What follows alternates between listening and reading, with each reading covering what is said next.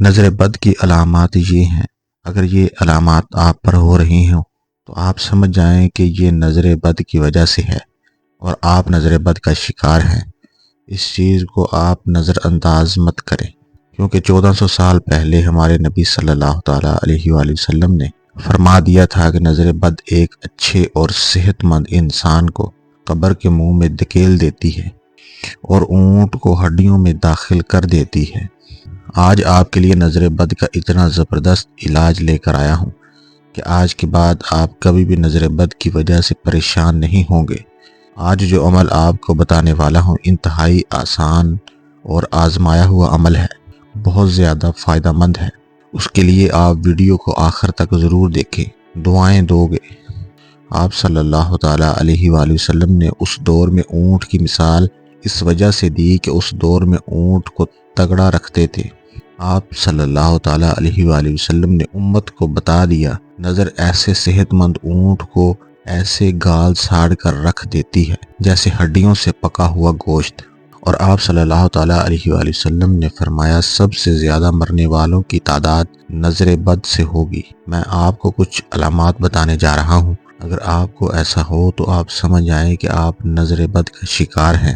نظر جادو سے بھی زیادہ خطرناک ہے۔ نظر بد کی علامات یہ ہیں: آنکھوں کا درد اور کنپٹیوں سے شروع ہو کر سر کی جانب پھیلنا اور پھر کندھے سے اترتے ہوئے پاؤں کے کناروں میں پھیل جانا، جسم پر عموماً چہرے پر اور رانوں پر سرخ نیلے دانوں کا باکثرت نکلنا یا دبے بننا، باکثرت پیشاب کا آنا اور قضائے حاجت کے لیے جانا، بہت زیادہ پسینہ آنا خصوصاً ماتھے اور کمر میں، دل کی دھڑکن کا کم یا زیادہ ہونا، دل ڈوبتا سا محسوس ہونا، موت کا خوف، چہرے کا زردی مائل ہو جانا، پڑھائی اور کام سے دل کا اچاٹ ہو جانا، حافظے کا کمزور ہو جانا اور بے توجہی رہنا، سوتے یا دم کے درمیان آنکھیں دیکھنا یا کسی کو ٹکٹکی باندھ کر اپنی طرف دیکھنا، جسم میں خارش اور چونٹیاں رینگتی ہوئی محسوس کرنا، آنکھوں کا شدت سے پھڑپھڑانا، جسم کا بہت زیادہ گرم رہنا، انسان کا اپنے آپ سے لاپرواہ ہو جانا،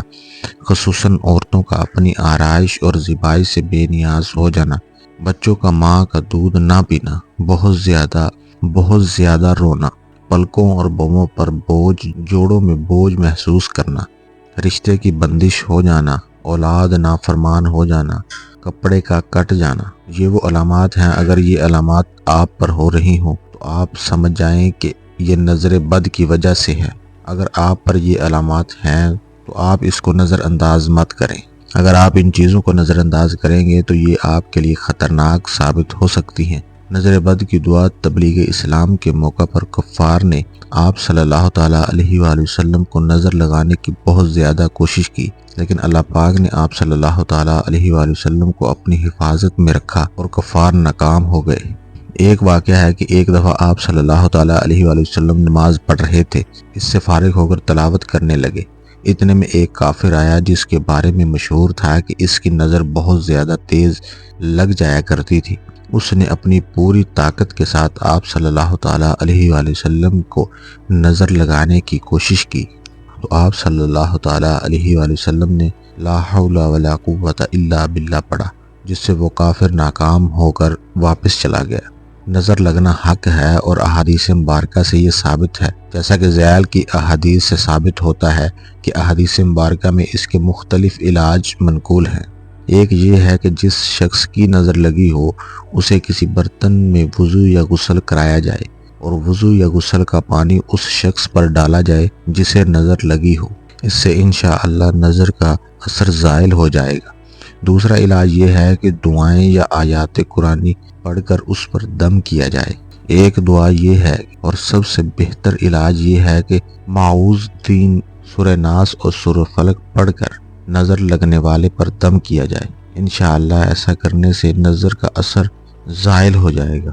آج جو عمل میں آپ کے لیے لے کر آیا ہوں وہ ویڈیو میں آگے ہے۔ اسی طرح اگر دیکھنے والا اچھی چیز کو دیکھ کر ماشاءاللہ کہے تو ایسا کرنے سے نظر بد کا اثر نہیں ہوگا۔ تو آئیے جناب اب وہ عمل جس کی میں نے ویڈیو کے شروع میں بات کی تھی نظر کا لگنا حق ہے۔ حدیث پاک میں نظر بد کا ذکر ہے۔ حدیث پاک میں ہے کہ جس کو کوئی نعمت حاصل ہوتی ہے وہ صاحب نعمت حسد کیا جاتا ہے۔ یہ تو حدیث پاک ہے۔ اچھا، اب نظر لگنے میں اگر کسی کو حاسد کی نظر لگ جائے تو یہ نظر بڑی خطرناک ہوتی ہے۔ اللہ پاک محفوظ رکھے، انسان کی بھی نظر لگتی ہے، جنات کی بھی لگتی ہے، اپنی چیز پر اپنی بھی نظر لگتی ہے۔ بعض اوقات تو اپنی یا دوسرے کی کوئی چیز پسند آئے تو ماشاء اللہ بارک اللہ اس طرح کہنے سے نظر بد نہیں لگے گی۔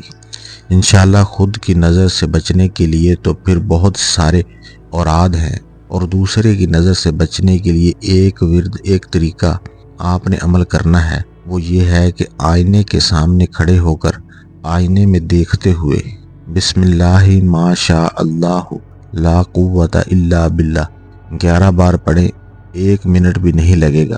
اس ورد کو پڑھنے سے پہلے آپ کسی قاری یا کسی ایسے شخص کو یاد کر کے سنا لیں جو اچھی طرح قرآن پڑھنا جانتا ہو۔ کمنٹ سیکشن میں اللہ پاک کے 99 ناموں میں سے کوئی ایک نام ضرور لکھیں۔ جزاک اللہ خیرہ۔ پیار کا تعلق ہمیشہ دل سے ہوتا ہے، لفظوں سے نہیں۔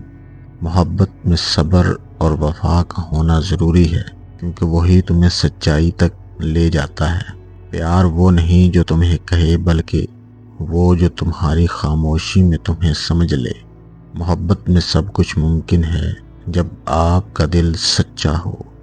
کبھی کبھی محبت میں اتنی شدت ہوتی ہے کہ لفظوں کی ضرورت ہی نہیں پڑتی۔ تمہاری مسکراہٹ میری دنیا ہے، کیونکہ تمہارے بغیر میری دنیا مکمل نہیں۔ تمہاری خاموشی میں بھی محبت کی اتنی گہرائی ہوتی ہے جتنی الفاظ میں نہیں ہو سکتی۔ محبت کا حقیقی مطلب یہ ہے کہ تم کسی کی تمام کمزوریوں کو اپنے دل میں جگہ دو۔ پیار کی سب سے بڑی علامت یہ ہے کہ تم کسی کو اس کی کمزوریوں کے باوجود اپنا بناتے ہو۔ زندگی ایک کتاب کی طرح ہے، ہر دن ایک نیا باب ہے۔ تم کس طرح اسے لکھتے ہو یہ تمہارے ہاتھ میں ہے۔ خود کو پہچاننا زندگی کا سب سے بڑا راز ہے، کیونکہ جو خود کو نہیں جانتا وہ کبھی کسی اور کو نہیں جان سکتا۔ زندگی میں سب سے اہم چیز اپنے آپ کو بہتر بنانا ہے، کیونکہ جب آپ بہتر ہوتے ہیں تو سب کچھ بہتر ہو جاتا ہے۔ کامیابی حاصل کرنے کے لیے سب سے ضروری چیز حوصلہ اور مستقل مزاجی ہے۔ اگر آپ کے اندر یقین ہے تو دنیا کی کوئی طاقت آپ کو روک نہیں سکتی۔ زندگی میں ہمیشہ یاد رکھو، جب تک آپ اپنے اندر کی طاقت کو پہچان نہیں لیتے، آپ کبھی کامیاب نہیں ہو سکتے۔ ہمیں اپنے اندر کی خوبصورتی دیکھنی چاہیے، کیونکہ اصل کامیابی اندر سے آتی ہے۔ جو لوگ اپنے خوف سے لڑ کر آگے بڑھتے ہیں وہی زندگی کی اصل حقیقت کو پاتے ہیں۔ زندگی کا مقصد صرف جینا نہیں، بلکہ جینے کا مقصد تلاش کرنا ہے۔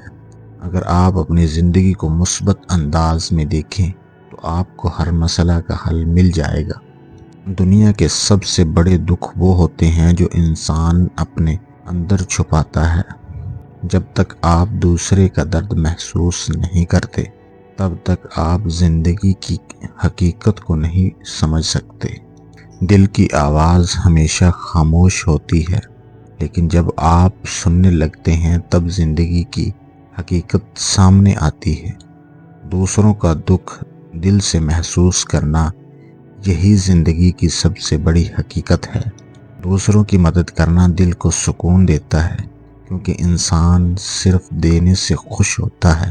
سچے دوست وہ ہیں جو منزل تک پہنچنے میں مددگار ہوں۔ دوستی وہ روشنی ہے جو اندھیرے کو